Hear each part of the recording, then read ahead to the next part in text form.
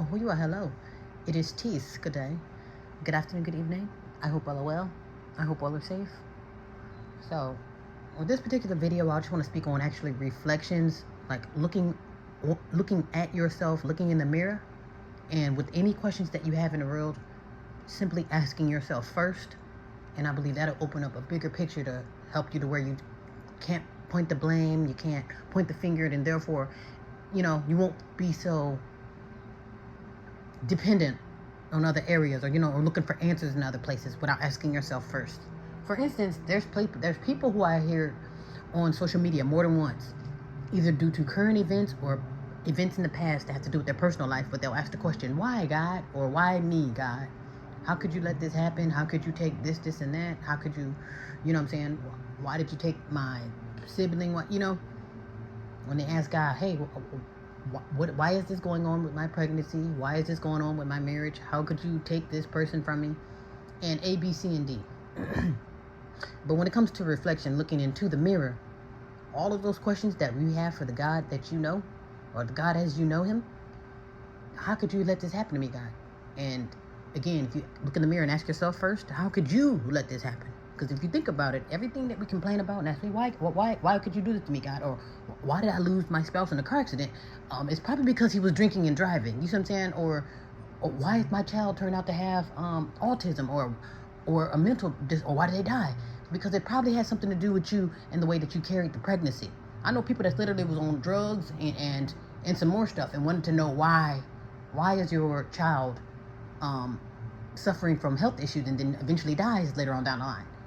Don't ask God, well, ask yourself, because A, you had an unhealthy pregnancy, and then probably who you're laying up with is more than likely unhealthy too. But there is something called being hereditary. For instance, if I have health problems and my significant other have health problems, we come together and make children, there's a good chance that that child is going to have. So I can't say, God, why did they have high blood pressure? Because your ass have high blood pressure and so did your damn spouse. So I'm trying not to get worked up, but it's like, this really upsets me because just a second ago I heard a video of a guy, he asked, why me, God? Why does this have to happen to me, God? Why did my son have autism? And I'm thinking, like, probably because you got autism. You know what I'm saying? And then most of the time, the people, we're only retarded now or got autism now. And I'm not calling retarded people autism or autism people retarded. But I'm basically saying we have issues right now based on what we're putting into the body. We're all mutants at best at this time. At a time such as this, your average everyday person are a mutant at best. And that's not even be disrespected, to be very, very frank and very honest. I tend to be very blunt. But we are all mutants and creatures right now. It's based off what we are taking in. What are we looking at? What are we listening to? What are we eating? What are we soaking up through the skin? You see what I'm saying? We're soaking up all these toxins and all of this garbage and all of this radiation. And then we ask, why? Why are we creating mush? It's because what are we doing to ourselves? What are we doing to the environment? And again, before we ask God, why me, God? Or why can't my son read? Great question, Mom and Dad. You see what I'm saying? So if I think if we stop looking for a savior, or if we stop trying to look to the government, or stop looking to other people to help you or to save you, then we won't have so many questions for everybody else. Because again, even if I do, hey, I need you to keep the water running, or I need you to keep the lights on, even if all I got to do is pay the bill and flick the light on and off, again, I believe I would get more answers and I would get better results asking myself why. Okay, why am I going to you for food, water, clothes, and shelter? Even if I am paying for it. I'm not saying you're not paying or not doing your part, but again, we're answering to someone else, but then when I ask them why, I tell you why, it's because they were controlling you. They control you, and when they control you, you do what the hell they tell you to do. They tell you it's time for you to go to the upper room, then so be it. You ain't gonna do nothing about it but cry about it anyway. So that's what I'm saying. If we literally take ourselves out of the victim or the dependent role and put ourselves in that God, in our God body, literally, then we'll have less questions as to why me, God, or why can't my son read? Okay, again, if we asked ourselves that, then I believe we would have the questions. We have our questions answered. Speaking of government, I guess your new president or your new ruler or your new demon, I don't know what to call it. I don't even know his title, but Elon Musk, I would say your new conqueror. He's basically saying, so the first comment that he made was, I'm not worried about going to hell because you will be going with me. I will be going with my friends. So basically he's going to take y'all with him. And then the second thing that he said, I was telling,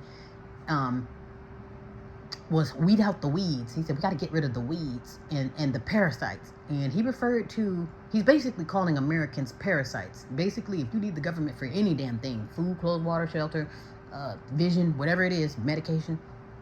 If you rely on the government for that, you are deemed a parasite and a weed in the eyes of your new conqueror, which is Elon Musk. And he is not human and he is not American.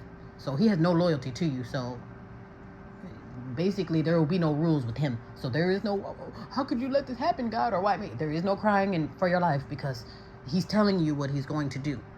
And most of the time with demons, when they're in power, they'll tell you, hey, well, yeah, I'm going to kill you. And I might put it in small print on the sticker, or I might whisper it, or I might say it fast in the song. But they always present what they're going to do before they do it. I guess it's some kind of like even playing field for karma. Oh, well, hey, well, I told him I was going to kill him. Hey, whatever. But he's basically saying he's cutting those government fundings because the people are parasites. And if you're not a parasite, then you won't have anything to worry about. So, again, if you need them for food, clothes, water, and shelter, and they take it back, this is the time that, like I say, jump into that God body. What will you do when you don't have this stuff? Or what can you do right now in order to gain the alternative to that? Okay, I know I need them for food stamps. I know I need them for housing and clothes and child care or whatever. So if I know I need them and it's going to be taken away because I've been deemed a parasite and a weed that he's working hard to get rid of, then what is the healthy alternative? What would be a healthy alternative before, and I'm saying do it now, before you have to do it in a panic, before you have to hit somebody across the head so you can get money for, you know what I'm saying? While you got the gumption and the ability and the wherewithal to do it now. Because again, the Baphomet or your new conqueror has spoken and said what the hell he's going to do. So basically he's going for the jugular of any government agent, which is it's crazy thing is, it sounds like tragedy for us, but it's really a good thing because this is a part of dismantling the system. And it might sound like, oh, how can you get rid of McDonald's? What, you're getting rid of, might sound like tragedy, but the shit has to come down in order to restart the new department or to have a fresh playing field, So they take the stuff away. You take it as punishment, but no, that's your shot at independence. And again, it might sound like a punishment, but really this is an opportunity to gain your independence, so they won't have to hang anything over your head because you are that God that instead of looking at Elon Musk as your God, which really he is. Because I want to say when it comes to America, when they pray to God and all this, I guess in this sense it is safe for you to ask, why God, why me, God? Because that this particular God, whoever the God is of America, that is the one who's poisoning you, and that is the one who's killing you. So I guess that would be appropriate to ask this particular God, this God, in this life, in this country. I'm not talking about the creator, the one who you're answering to right now, because you answer to this guy, the God on the ground, the one that's telling you to pay this or do this or else or eat this or else or I'm shutting off your heat in the winter. That's your God. And what this particular entity is saying is, if you are a parasite in his eyes, basically, if you need him or need America for any type of help, you might want to gain some independence right now before your ass get pulled off the plugs. So, with that being said, I'm thinking this would be nice to have a nice eye-opener, just to look yourself in the mirror and put yourself to the challenge. What do you have to do to get your mise en place together to where you don't need nothing or no one? I think that would be the $1 billion challenge. And honestly, I would rather take that challenge, okay, hey, get out there and fend for yourself, than have to fend for yourself any damn way because they're going to take it away. You know what I'm saying? So it's like, it's one of those things that's kind of inevitable. So it's like you might as well take the head start and just, go for that independence now before it becomes, oh, I'm doing this out of tragedy or doing this out of panic, Or then you don't want to get stuck in those concentration camps too, because if it's something where you really do need, I really do need something, I've already conformed, then your ass is going to get sent to one of those concentration camps. And then you're going to become a machine, robot, if you will. But yeah, I want to say, just look in the mirror and become that God that you're praying and wishing and waiting on. It's not going to kill you to put in the work. It's really not. I promise you it won't hurt you. If you know you need this and that, you need somebody to take the groceries or move something up around it, I promise you it won't kill you to do it, to even try it. Let's just say you can't do it because you tried. It won't kill you to even try. I would say if we try to put a little bit of independence, we'll be like, hey, wow, oh, whoa, I just moved a box. Whoa, I just did something on my own. Or I just figured out how to make food. Or I just became independent. See that? I'm telling you, once you try it, it'll be very mind-blowing. And then therefore you can find your like-minded tribe.